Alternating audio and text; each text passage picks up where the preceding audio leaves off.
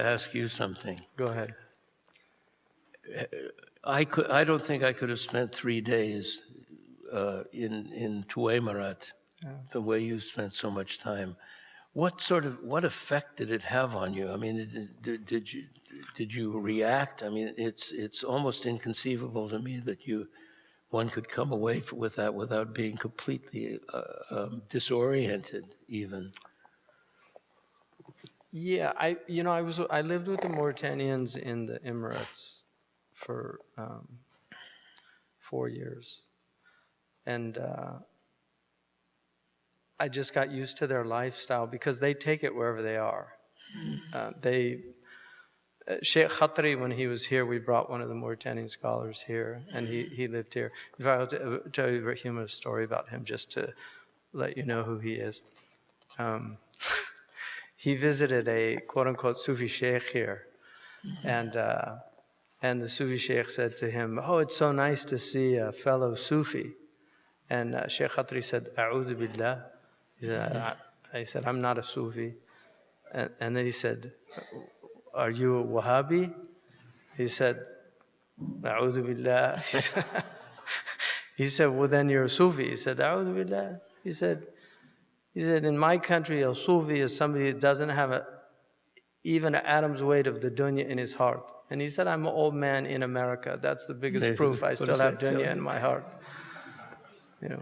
But anyway, when he came here, he used to move with the sun in the room because the Mauritanians move with the sun. So they're always away from the sun. So when it rises in the east, because the tents are always east to west. So when it rises in the east, they're in the west. And as it moves across the sky, they move to the other side of the tent. So he did that in his apartment. It's just, wherever they go, they pretty much take their way of living. And I think one of the biggest gifts that I got from them is that you don't need anything to survive in this world. I mean, the homeless prove it every day, but they really are people completely divested of dunya. Yeah. I mean, everything they own is usually in a chest that they put on a donkey or a camel. We moved 3 times when I was there because they're not nomadic anymore. Right. So, but during that, and one morning, everybody was just packing, and I said, what's happening? And they said, Muhebb al Ilm said, we're moving today. And that's the way it was, because of the water tables.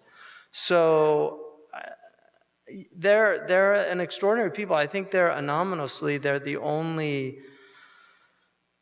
really educated Bedouin in the world. I don't know of any other Aboriginal peoples that are educated. And I remember once Muhebb al Ilm was teaching about, there's this whole concept of atomism in Kalam.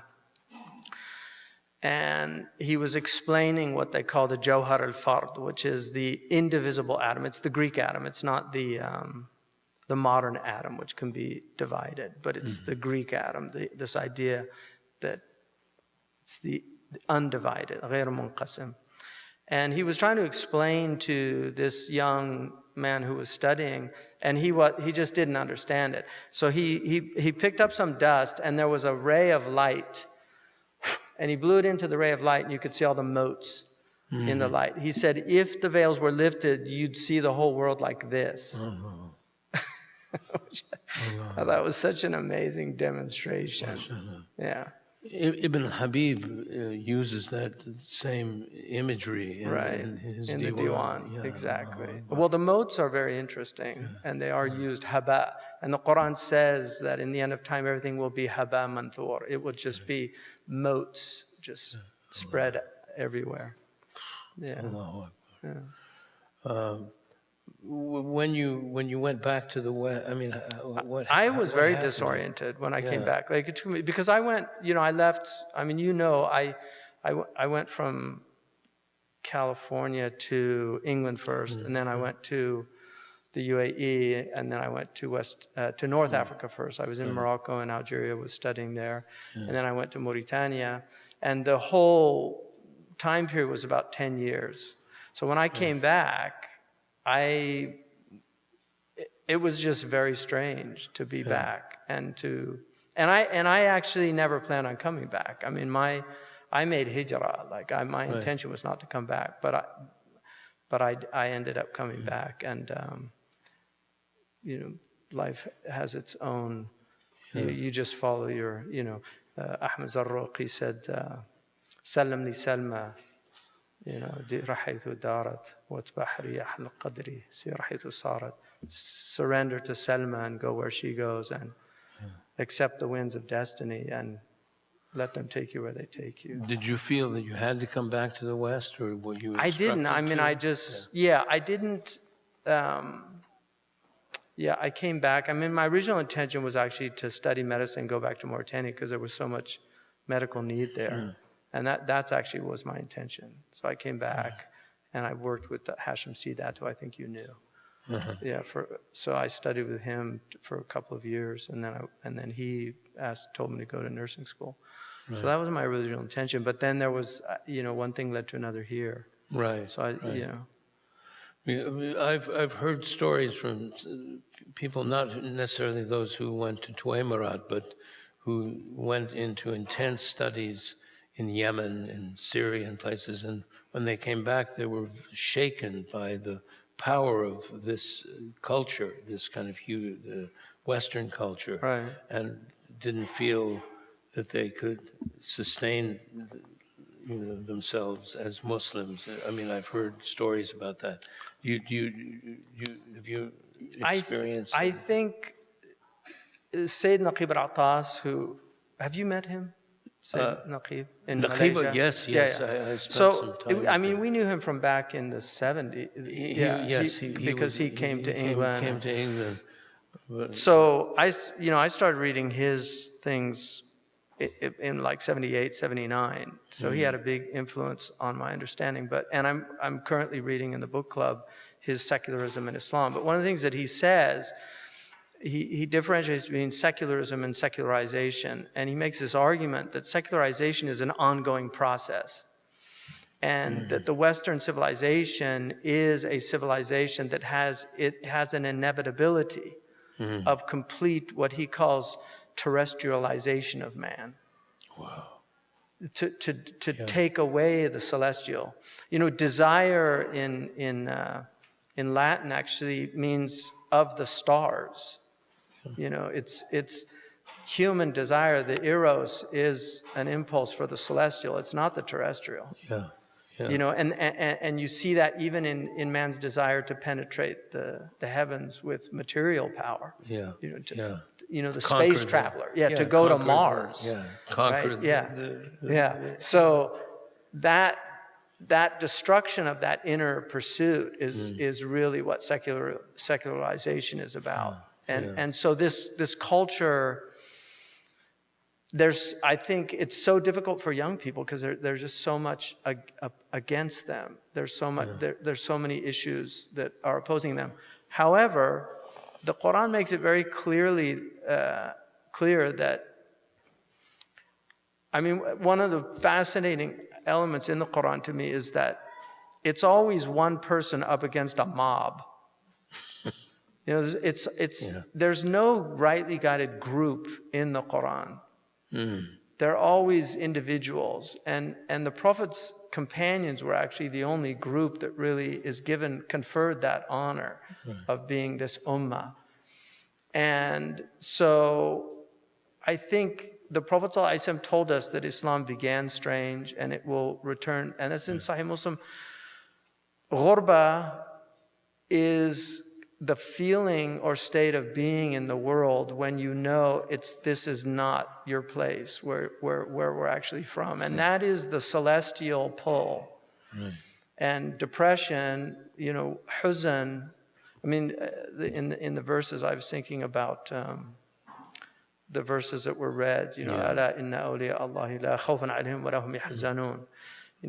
Allah says that the awliya are the ones that they don't grieve and they don't fear. And in the commentaries they say grief is of the past and fear is expectation of the future. So they're in the present and they're in the hub.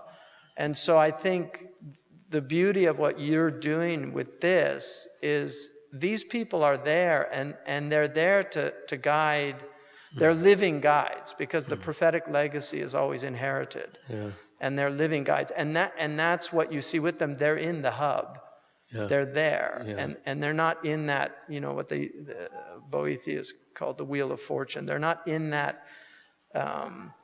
fear and hope and anxiety. Yeah. And they're in a different space with Allah. So I think it's very difficult, but we have these challenges, and this is the beauty of community and just having people, sohbah, and the importance of finding good companionship. Yeah, this came up in Bradford, and you addressed that very beautifully with the fact that each of your sincere companions that you develop over a period of time may not be completed in some way, but they may have a portion of something that they've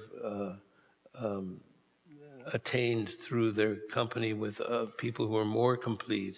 So it's not a zero-sum game, right, where you have the great sheikh, and people think that they solve all your problems, and it doesn't work that way. Right. Yeah. But I mean, when you came, I was thinking about Sufi Abdullah, and we both met him. Yes, yeah. He was a remarkable man. He was very tall, and had bigger than life personality. Yeah, bigger than life. He had this great warm personality, and he would do I did dhikr with him all night once, and I was literally falling down. I was staggering out, and he was on his way to, I don't know what, go to work or whatever. Yeah, they went to work in the factory. Yeah, exactly. He worked in a factory. And he worked 12 hours a day in a factory and spent the rest of his time. But he had this great sort of swaggering, great, he was such a great character. I was thinking about, when we were working on his biography, one of the things that I had no idea, I mean, he really came with nothing. Right. And was a working man. And the only thing he did was he had a little room in a house full of other Punjabi workers. And he decided that they weren't interested. They didn't know the Qibla. They'd forgotten the prayer. They weren't doing anything. So he would just get up and do all the adhans, and he made his mosque the prayer, and he just kept doing that for year after year after year, and working 12 hours a day, and just doing that. And he left his family. He didn't see his son till his son was 7 years old. So the immense sacrifice he made, and I had no idea about that. I saw him when he was, the communities would come and they'd be having with all banners, the flags, the banners, and you mentioned in Bradford, he was always feeding people, feeding constantly. And in fact, his sheikh assigned him to go every year on Hajj and feed people in Hajj. But I was thinking, you when you came back and you started Zaytuna way back, it must have been a similar kind of experience. It must have been a bit lonely, because when we entered Islam, and it's interesting because I realized this right now, it's 50 years. It was my first Ramadan, 50 years ago in Berkeley. But there was nothing. I mean, there were no books. I mean, there were the Luzak books, the Brill books. Well, the books, there was not much to read, and there were no real communities that you could sort of attach yourself to or learn from. So, I mean, it must have been very difficult. I think a lot of people here just had, there were, to be fair, there were Deobandi scholars here, but they were very isolated and kind of doing their own thing. Mm-hmm. And I think the majority community didn't know about it. So when I started talking about traditional Islam, and by traditional, following a madhab, following one of the sound creeds of Islam, and then a belief in tasawwuf with the caveat, because I never promoted like turuq or any of those things, but a recognition that tasawwuf is a core part of the religion. Like this idea that it's some innovation is a very modern concept. I mean, nobody in the history of Islam ever said that. The critics of tasawwuf are some of the biggest Sufis in the history of Islam. So, I mean, Imam al-Ghazali has a small, it's a really significant little risala that he wrote, which is called Al-Kashf wa Tabyin fi Ghurur al-Khalq Yajma'in, elucidating and illuminating the fact that all of humanity is deluded. And so he goes through each group and shows all their delusions. And then the last group he deals with are the Sufis. And when he gets to them, he says, وَمَا أَعْظَمَ غُرُورَهُم. And it's the only group he says that about. He said, these are the most deluded of all the groups. And then he talks about their thinking they've reached some haqa'iq. And there's a great Zen story where this Zen master goes to this, Dr. Cleary told me this story, where he goes to this monastery, and they've all heard about this. And this is a place where supposedly they're all enlightened. So he goes in, and his lecture was just, there's no such thing as enlightenment. And they all leave except one. And he said, why are you sticking around? And he said, I've been here for years thinking I was enlightened. Now I'm wondering if it's just early senility setting in, And I think that, that lesson of just that the real people of tasawwuf are the furthest from claims. And that's why Shaykh Ibn al-Habib says in the Diwan, in shitta tathiran min ash-shirki wa da'wa. The claim, if you want to be free of any claims. So, and that's something we saw in people like Siful-Dawla al-Huwari. I mean, he was given idhan from Shaykh Ibn al-Habib, but he told me, he said, who am I to do this? So I think coming back was just seeing a kind of impoverished Islam. That's how I perceived it, that it was, because once you go into these works, even non-Muslims spend their whole life studying these people. I mean, literally, because they're so fascinating. They might not ever end up becoming Muslim, but they spend a lifetime reading their works because they're just so incredible. SubhanAllah. What we've been trying to do with this series is to reintroduce the awareness of these people, but also to encourage others to take up this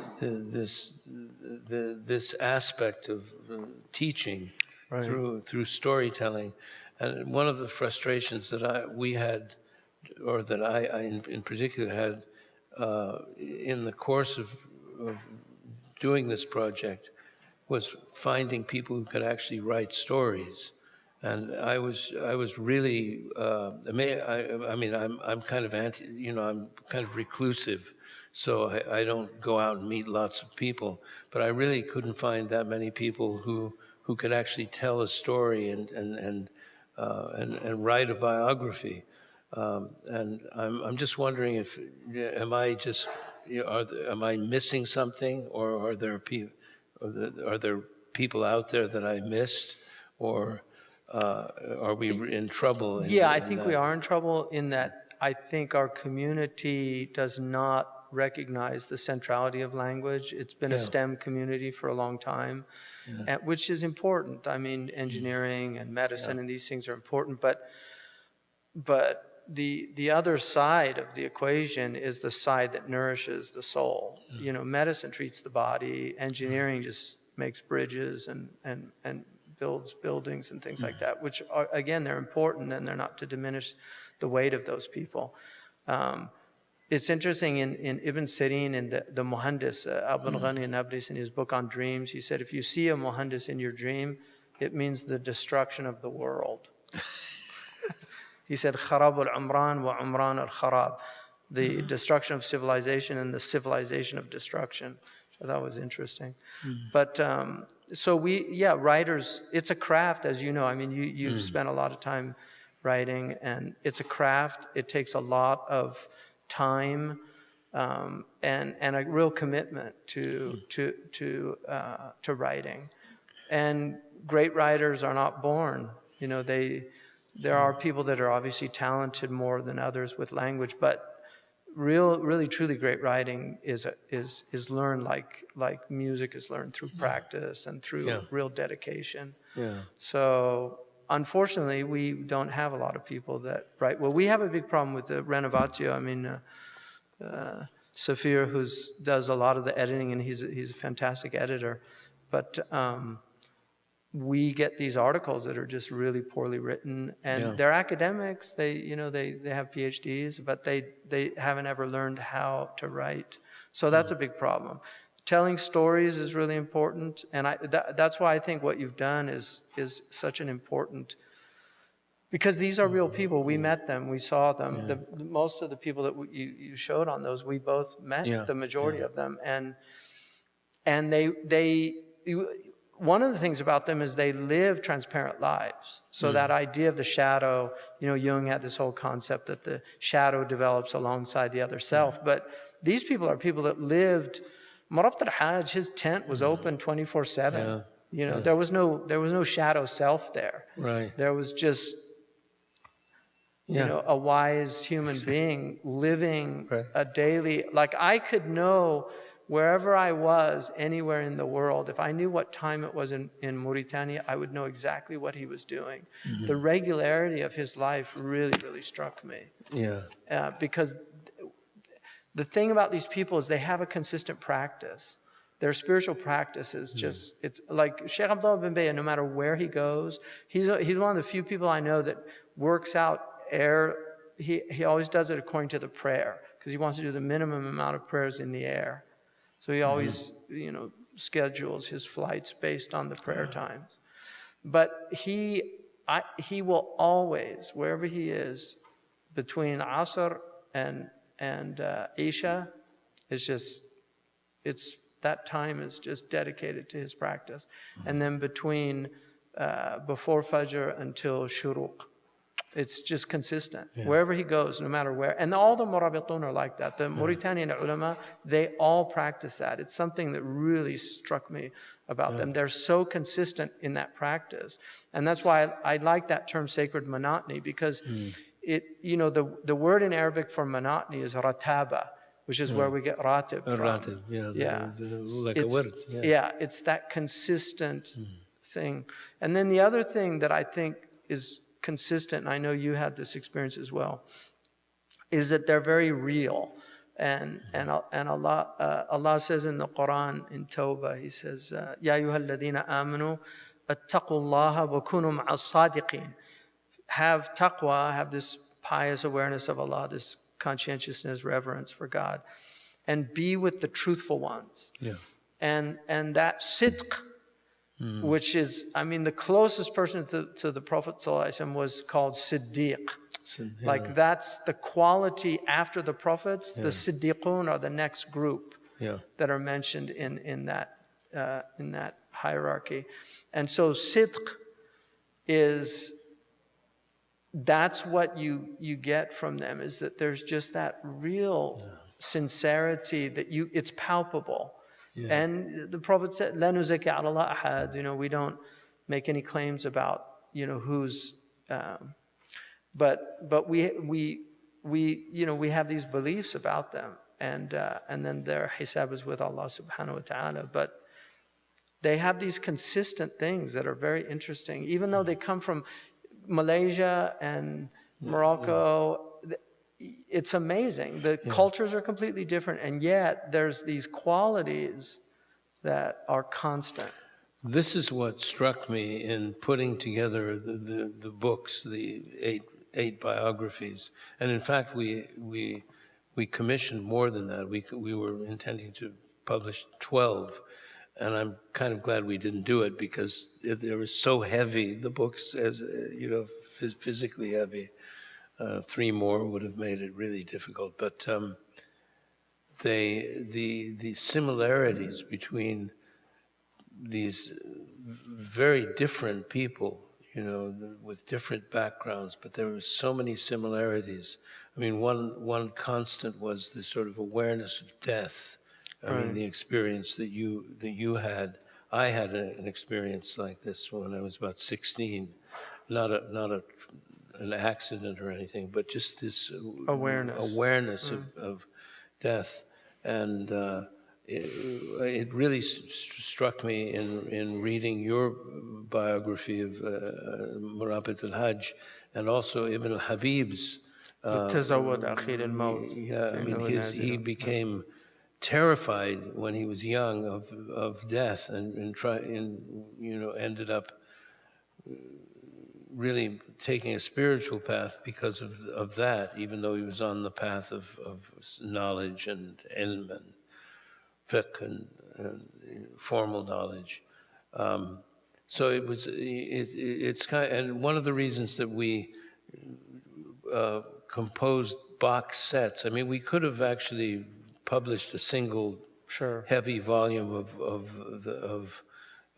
all the books together, but we wanted people to take each story individually, but then read everything, because they're very easy to read. Right. So that they get it's a world.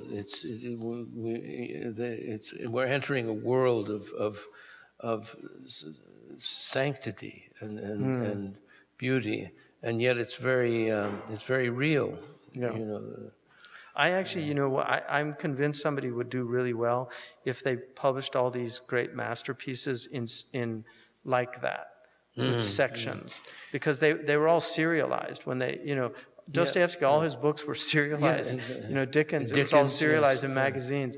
And so people would read segments. Now you get this giant, 800-page tome. Nobody wants to open it. Yes. Which is why I actually read the Quran with the ajza, for the very same reason. I know. Well, when I saw you last time, you were doing that, and I thought, that's what I need to get next. Because it's really nice to finish something. Yeah, and people love. It's why cleaning a room is so. It's just because most things in life take years to really accomplish. Right. But you can do certain things. You get done in one day. It's really nice. The hardest thing I have is this rataba. I mean, is the consistency. And I don't know. I'm pretty disheveled in a certain way and disorganized, but I have a real hard time with that. And I imagine that most people from our background may have it, because we're so used to doing, having something different all the time. And let's go out and watch a movie, or let's take a vacation or something. And these people never really did things like that. Yeah, and that was Pascal's. The problem in the world is that people can't sit alone with themselves in a room. And I think the worst thing about this technology is it doesn't allow for downtime. People are constantly going to it for entertainment, and it's very addictive, and it can be also very fascinating. So it's very seductive, and I think increasingly one of the real challenges for people is going to be able to fight the distractions. I mean, if there was one word that really summed up the time we're living in, I think it's distractibility. Yeah. And what's interesting is that in the Catholic tradition, in our tradition we call it ghafla, heedlessness, right? Yeah. And in the Catholic tradition they call it asidia, which is sloth, and it's the disease of our time, and it's very interesting because it was called the noonday devil. And the monks, they talked about the monk who's supposed to be praying in his cell, and then he'd go to the window to look to see if anybody was passing by.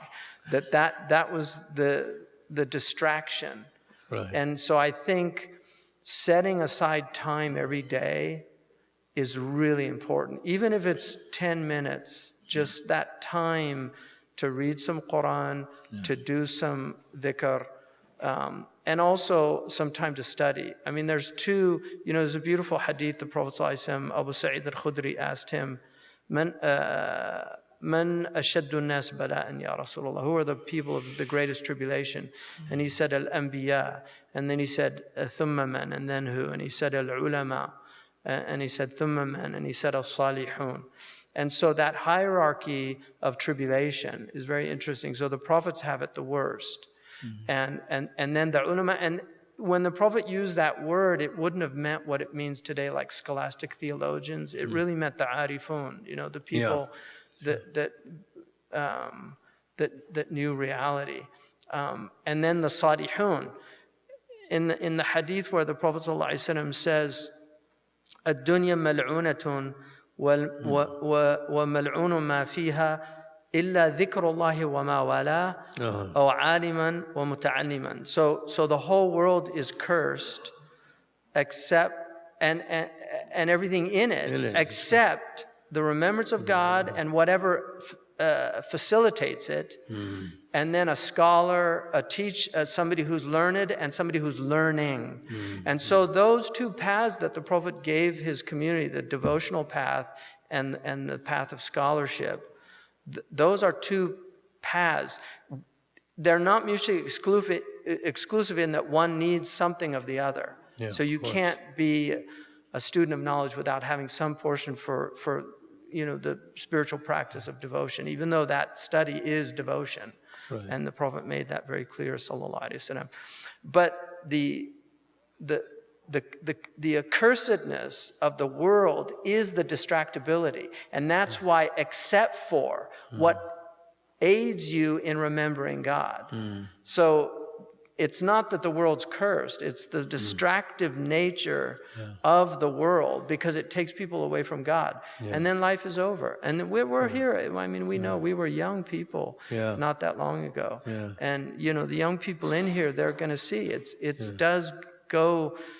It goes fast. Fast. It goes fast. It's fast, slow. I mean, there is an element to it where it seems like a long, long time ago in a galaxy far away when we first met. So there is that element to it. But it does, when you look back and think about, and then the time, the movement of time, and tomorrow and tomorrow and tomorrow creeps in this petty pace. It's just, it's really is these adding up. Eliot measured it in coffee spoons. But for me, it's the juz. Like, I'm like, what? I'm on juz 27? It's like, what happened to the month? It's amazing. Yeah. Well, one of my teachers, Muli Hashim Belghiti, who of course, Allah yarhamu. He said to me, do whatever you like, but you will regret every instant you have not remembered God. And, I think about that and I get chills thinking about that. That's the only remorse in paradise. It's the only thing that there's no remorse in paradise except for an hour that passed. Moment, really, sa'a. It means a moment that passed without remembrance of Allah subhanahu wa ta'ala. And I remember in the period that I was describing in the biography of Ibn Habib in the 70s, when we came into the presence of these people, I went gray in about 15 days. People said, "Oh my God, you went gray." I was traumatized by these people because I was so used to thinking about myself all the time. And I noticed, actually, in talking to young people, it's everything. It's about themselves. I feel this, I feel that. And these people, the self was really not very important. Amazing. Their selves were not very important. They were only interested in dhikrullah, in ibadah, and that was very, very difficult for me to sort of get my head around and accept. So I ended up sleeping a lot during that period. And Abdul took pictures of me asleep. They had a slideshow back in England. And so there'd be a picture of one of the Awliya, and there'd be a picture of me like completely asleep. But it was the only way I could sort of, sort of keep my balance in that. But it is. Well, when we, yeah, go ahead. No, you go ahead. You go ahead. No, you cut first. you off. I apologize. I was with Muhebb al Ilm. Yeah, who was just, the first time we went there, this old person comes out and washes our hands, then brings us food, and there were a couple of people sitting with us. And I said, when's the sheikh coming out? Yeah. He said, that was him. Yes. Yes. He'd cook the meat. He'd cook and do it. And I remember the second time I visited him, I said to him, I came here once before, and he looked at me and he just started laughing. And I kind of realized I hadn't come there before. That was somebody completely different. Yeah.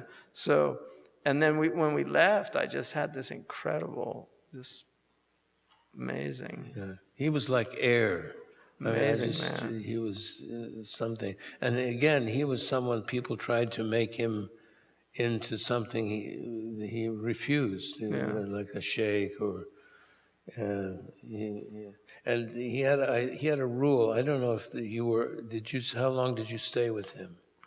Just a few days. Oh, a few days. That's good because they had a rule at one point where you could only stay 24 hours. Yeah, they had a lot of trouble from the government because of the government, and that was true of wherever you went at that time. Yeah. But well, it's interesting because I heard from one of the ministers in Morocco that the word darqawa still gives like chills to some people and that's one of the things I think the myths about these people is that they were kind of quietists, that they didn't. But these were the people that fought the French. Did you go to Sidi Saleh? Did you ever go there? Yes, I stayed there. It was he was an extraordinary man. I've never been to a place like that. It was the tents. The tents, and we came in, and they did a wird that lasted 3 hours. I think it was. Well, they had the Quran tent, which was 24/7. Yeah. And then they had the Dalal al-Khairat tent. Yeah. So we went. We turned up unannounced, and they looked at it, and I had everyone, make the prayer of greeting, of the mosque. And when I got up, I glanced over, and the old men were all going, they're okay, because they, followed the Sunnah. Right. And then we waited for a long period, like 2 hours or something. I thought, well, are they going to invite us to stay on, or are we going to have to go down the hill again and find a plan? Are they going to feed us, or what's happening? And then they took us around to Sidi Saleh, and Sidi Saleh was the only image I have is Orson Welles in The Black Rose. He was this magnificent figure with beautiful eyes. Yeah. And I said, we've come to learn the Imra, the Hadra, which was, that they famously did this incredible, it was like rock and roll, this double bounce kind of.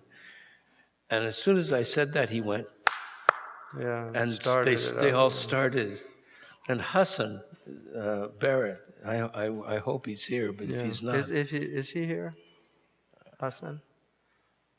Yeah. He saved my life in Timbuktu. I know.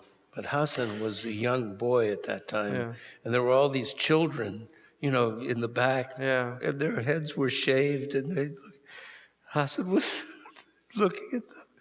But it was an amazing experience. Well, they did every month. They went up into the High Atlas with the tents. Because they were originally nomads. Right. But they had the Furusiya. Did you ever see that? Where we wanted to that was one of the things we were supposed to be we stayed up. I stayed almost a month up there. Really? Yeah, it was incredible. Mashallah. Yeah. Yeah. But they showed us where they were shot by, they had hats with bullet holes in them and from the French, so they fought, people forget that, like that whole North African region, they fought, but. And, they characterize these battles I had to do some reading on this as tribal. The tribes were against the French, fighting the French. But they were all in Turuk. They were all absolutely, and they fought, and they really fought hard. But they didn't have this concept of terrorism, or like once they lost, they submitted to the thing, and then they prayed that Allah would just get rid of them. They didn't have this idea of subversion, like that you could do these kind of terrorist activities. And I remember when I met Abd al-Hayy Amrawi, I asked him, why was Sheikh Ibn al-Habib put on the list of traitors by the kind of political Islamists? And he said, لأنه كان ينظر بنور الله, because he could see with the light of God, and he knew who the real traitors were. So it was just kind of it was very interesting. Well, I heard a story that he was actually instructed by the shuyukh, because he went out, and this was something that it took a lot of back and forth research about him, because there are very few records that are, they're scattered all over the place in villages and individuals, and he went out alone to join the jihad. He had no skills at all, and he hired a soldier to train him in how to swim, how to ride a horse, how to wield a sword, and so on. But when he went to Ma'alainain and the great, these great. His sheikh was actually a Mauritanian. Yes, Shams. He was from the Gulfia. So he knew all these people, and they knew him, and they knew that he was a man of deep knowledge. And the story that apparently he told someone was that he was sent back by these people to go back to Fez, because the French were on the verge in 1912. They actually occupied Fez, and they wanted him to be there to protect the deen. And then Muli Abd al-Hafiz, he accepted their that it came under the French protectorate. So then they were told to stop. And that's why they followed and Muli Abd al-Hafiz was a scholar. The king at the time, he was a real scholar. I mean, I have his edition of the Muwatta, that Imam al-Baji's commentary on the Muwatta. I have the original edition, which I got in Medina. I used to go to this bookstore every day, and I didn't have enough money when I was living in Medina. I was studying with the Mauritanians, and I used to go to this bookstore to read this book every day after Asr. And finally, the book dealer said, "Are you going to buy that book?" He said, "Because I was coming every day to read it." I said, "I can't afford it." And he said, "Bismillah." And he just gave it to me. It was an expensive book, too. It was printed in 1914 in Morocco. Al-Baji al-Muwatta. And that, yes. I was just thinking if anybody wants to, you want to entertain some questions, and then going back and forth enough. We could go on listening to both of you for a long time. Beautiful conversation and stories. Well, but we want to also also spending time with Sheikh Hamza. I know we've learned something. It's beautiful, mashallah. Thank you for that. I'd like to open it up for questions for people. I think we're going to take. There's a microphone here. If people in the room can come this way into the microphone, and then we'll take some questions online as well. We'll kind of rotate if you can. And so anybody with questions can come up here, but I'll take my privilege to maybe start with a question for both of you. One of the things you all mentioned, which is about kind of the daily practices, and you talked about distractibility, you talked about rituals, you talked about a monotony and discipline. I'm curious, what do you think are the biggest impediments to spiritual growth? What should we, for the rest of us, what kind of advice do you think we should have? What you've learned from the sages yourselves, and to just help us with 2 or 3 things. What should we be worried about? What should we be vigilant about? Well, one thing I think is that people are, we're all so accustomed to entertaining ourselves and making ourselves happy all the time, and I think that's especially in this society where there's so many opportunities to be distracted and to self-indulge all the time. And I think that's a real problem now for people, because they just don't want to give up. I remember when you started, when you were young, you went to someone, I can't remember who it was, and you came back and said, I told him about Islam and he agreed with everything. And I said, well, that's not the problem. The problem is he doesn't want to give up his tennis or his lifestyle. Right. And I think that's still the case. People, in fact, I was sent a young woman at AUC. She was visiting Egypt or a student or something. And she was interested in Islam, but she said, and she was in her 20s. She said, yes, but I still want to have fun. And I couldn't figure out what exactly she meant by that. Yeah, it's interesting. My dad used to always say that the old English word fun is defined as the activity of fools. Yeah. So I remember once Sheikh Abdullah bin Bayya, his son, because he sees people all day long that have problems. And one of the things in the Mathara, it says that if you don't have problems, then your role is to help other people resolve their problems. Mm-hmm. And if you don't do that, Allah will bring you problems. No. And so his son said to him, can't we just have one day without problems? And Sheikh Abdullah said, Azil al-kibrak min qalbak. Get that arrogance out of your heart. Mm-hmm. He said, do you think the prophets ever had a day without trouble? Yeah. And that's, again, gets back to that the people of the greatest tribulation are the people that are closest to Allah. And that's the nature of the abode. And one of the biggest problems for human beings is not recognizing the nature of the abode.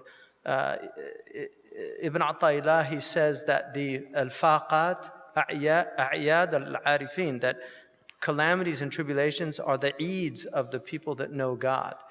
Because they know that that's the nature of the abode. Right. So they take them as opportunities. And the Prophet ﷺ said that none of you's belief will be complete until he sees tribulations as blessings and blessings as tribulations. And that's very hard for people to get their heads around, because people want everything to be nice. And that's not the abode we're in. That's the next abode, inshallah, if you acted accordingly here. So I think the biggest problem that we all have is our nafs. That the Prophet ﷺ said, your worst enemy is the nafs that resides between your two sides. And we have the spiritual path is a progressive path. Nafs al-amara, nafs al-lawama, nafs al-mulhama, nafs al-mutma'inna, nafs al-radiya, nafs al-mardiya, and then nafs al-kamila. And the people we met, we saw some of them that arguably had reached that. So it is possible. And I remember Murabbit al-Hajj told me something when I was reading Ibn Ashur with him, and it said, يُجَاهِدُ نَفْسُهُ لِرَبِّ الْعَالَمِينَ وَيَتَحَلَّ بِمَقَامَةِ الْيَقِينَ, that he struggles with his soul for the sake of Allah. and he adorns himself with the stations of certainty. When we got to that line, I said, what if you're like you struggle and then you just keep falling back? Yeah. And he said, that's the struggle. Yeah. Like that's what you have to do. And I was with Sheikh Abdul Bami. We were in Kuwait in an airport, and this soccer team, one of the professional soccer teams, came in, and one of the soccer players came up to him. He saw he was dressed and looked very, sagely, and he came up and he said, "Sheikh, mumkin as'aluk su'al, can I ask a question?" He said, "Go ahead." He said, I have iman, but I keep doing things, and then astaghfirullah, I ask Allah forgiveness. And then I go back and I do them, and then I ask Allah forgiveness. And what do I do? And Sheikh Abdullah just said, istimir, keep going. Keep going. Yeah. Yes. And I think that's one of the things. Ibn al-Munkadir, who was the great teacher of Malik, he's one of the great fuqaha of Medina. He said, I fought with myself for 50 years until it finally surrendered. Yeah. And I think that's, one of the things the Taoists say. The reason the Taoists are so obsessed with health, they do a lot of like all these qigong and things to cultivate health, is they say you owe it to your soul to live at least 70 or 80 years, because that's how long it takes to get ready to go to the next. Yeah. So this is an opportunity, right. And it's a carpe diem opportunity. Right. If we don't see it as that and just recognize, and the best thing that you can do is prayer on time. Yeah, I mean, that is the single best thing. Yeah. And try to have more presence in the prayer, to try to focus as best possible, to make it better. It's people, a great musician or a great writer they just practice. I mean, when you see drafts, like Brian Garner says, the books he writes go through about 80 drafts. Yeah, of course. And these great musicians that show up they just practice and practice till they get to that point where they can play it flawlessly. Right. Well, we forget that these daily rituals that we do, they're practice. And they're practice, yes. It's to get better at it. So every day is just another day to try to hone our presence more. So I think and then there's a baseline. Everybody has a baseline of practice, and then you build on that. So the most basic baseline is just belief in Allah, the 5 prayers, and avoiding the haram. Yeah. And then you just build on that. I mean, there's a hadith, whoever prays 4 of nafila before dhuhr and 4 after, the fire will never touch them. Allah. So that's a worthwhile practice. Yeah.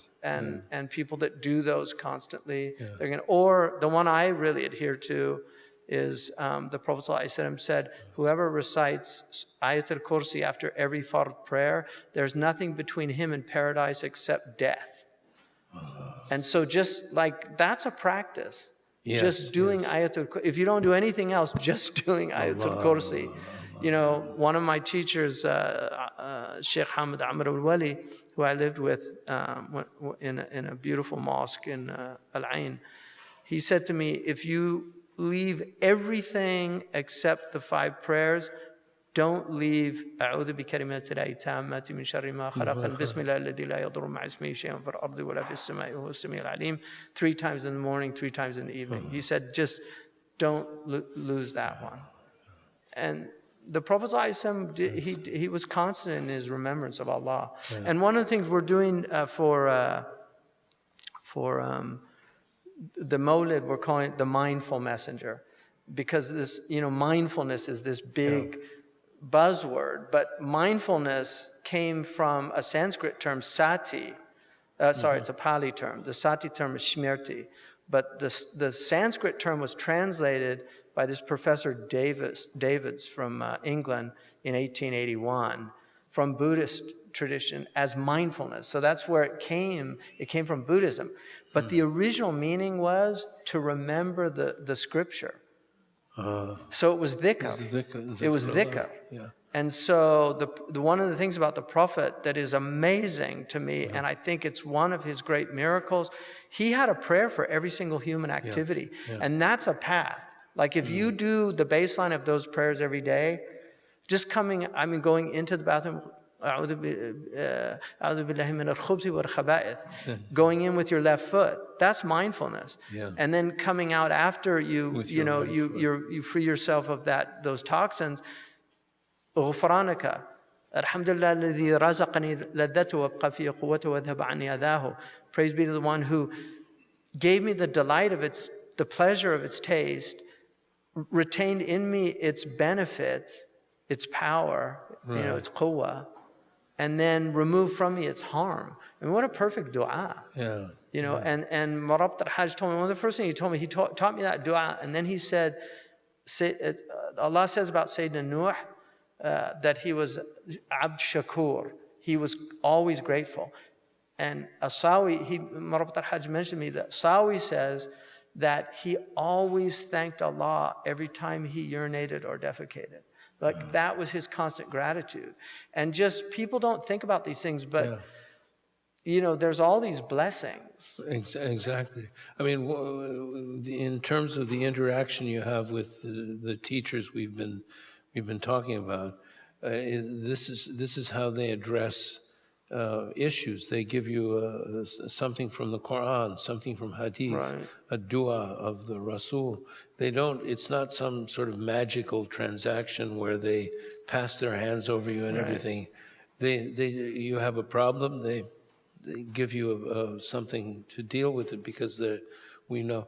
Did you meet the Sidi Muhammad Sahrawi from Bahlil? Yeah. Yeah. Amazing. I mean, he was there. We had a picture of him. Do we? And There was a picture, yeah. He was blind. He was blind. Yeah, he was amazing. He was an amazing man. But he said And the way he sat, he he was just had that, upright and very strong. And he has this massive tasbih, it was like unbelievable. He had over 100 sheikhs. Over 100, Yeah. He was, when I met him, he was over 100. I knew, yes, I knew that one. But he said this amazing thing. He said, the sickness of the human heart is what shall I do? Right. And that, if one thinks about it, we know what to do if we go back to the Quran and the Sunnah. Allahu Akbar. But anyway. That's good advice. Thank you. We have a questioner here, I think. Go ahead, Mira.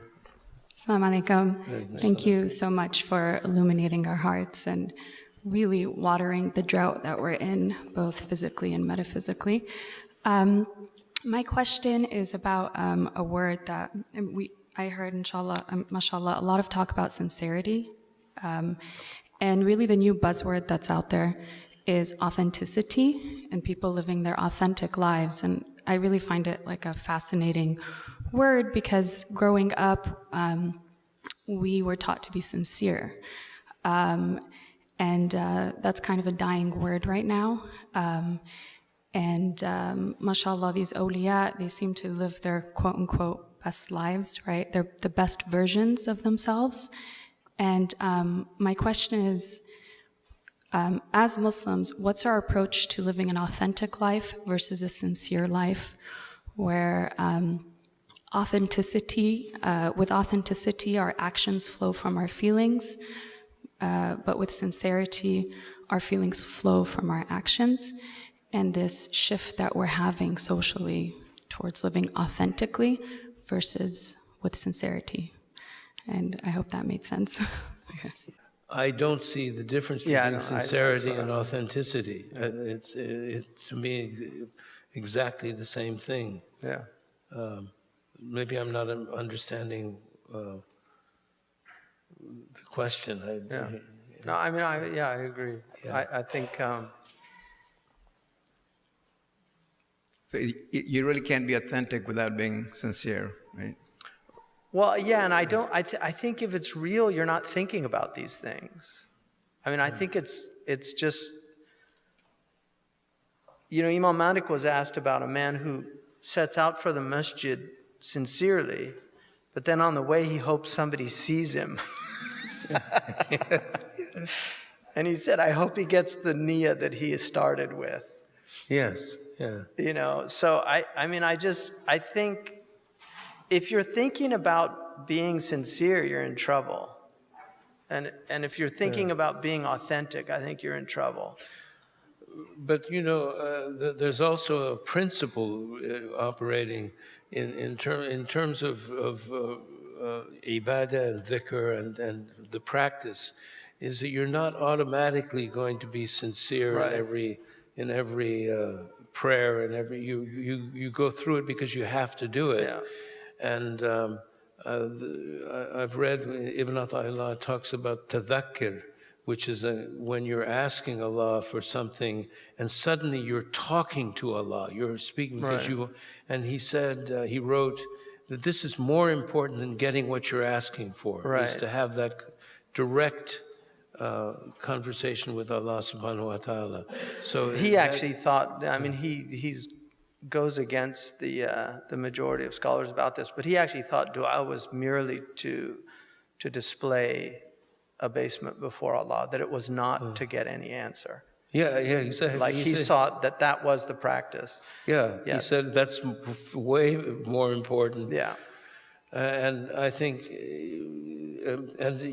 we talked about this before. Imam al-Uzai, who was a great, he had a madhab, and which kind of faded away because it was so strict and difficult.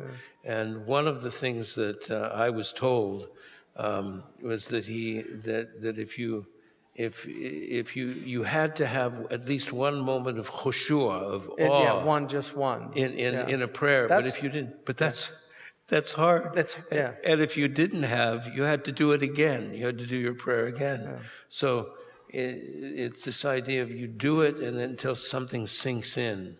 And it becomes, you have a moment of sincerity. In fact, because you are supposed to have at least one moment Ahmed Zarruq says, try to make it at the outset of the prayer, like to really bring God's awe before you, so that when you open with the takbir, at least you had a moment of presence with Allah. Yeah. We'll try and get a question from online. Tarun? Thank you. I'll try to get two quick questions in, at least from online. The first is, are there any invocations to ask to meet the sage and righteous people in our regions? And also, how do we fix the problem of the lack of intellectual minds in present times? Thank you. Muli al-Arabi al-Darqawi said that man akhlasa lillahi 40 yawman sayalqa man yuwassiluhu ila Allah walau fi ard al-nasara. And he wrote that 250 years ago. He said, whoever is sincere for Allah for 40 days straight, he will find the one that will guide him to God, even if he's in the land of the Christians. So again, it gets back to just sincerity. And then also, there's a tradition that the awliya are called the brides of God, ara'isullah, وَلَا يَرَى الْعَرَائِسِ إِلَّا الْمُحْرَمُونَ. You know, the only people that are allowed to see the bride are people that are related to the bride. Yeah. And so Imam al-Ghazali says the lowest station of wilaya, every believer is a wali, by the way, and that should be an assumption. Because there's degrees of wilaya, but Allah is waliyul ladina amanu, so every believer has wilaya. But there's wilaya amma and wilaya khasa, and so the wilaya khasa is something that Allah has hidden in His slaves, but we see people and we have a good opinion of them, like these people. In the end, only God can judge people's hearts, because even the devil doesn't have access to the heart. He can whisper to the heart, but he doesn't know what's in the heart. The angels don't know what's in the heart. Only Allah. The angels only record actions. Only Allah knows the human heart. That's God's domain, and it belongs to nobody except God. So, but sincerity is just, that really is the key. And Qadi Abu Bakr ibn al-Arabi, he says, لَقَدْ وَقَفَتَ السَّمَاوَاتُ وَالْأَرْضِ. The heavens and the earth stood up in fear when they heard Allah say, وَمَا أُمِرُوا إِلَّا لِيَعْبُدُوا اللَّهَ مُخْلِصِينَ لَهُ الدِّينَ. They were only commanded to worship Allah with sincerity and making the religion solely for Allah. So it's, you know, it's a real challenge, but we have a lifetime to try to get there. Okay, we have another question I here. haven't prayed Asr, so I'm gonna. You did Yeah, traveling? I did traveling. So if people want to go on, I'm fine. I just need to go pray.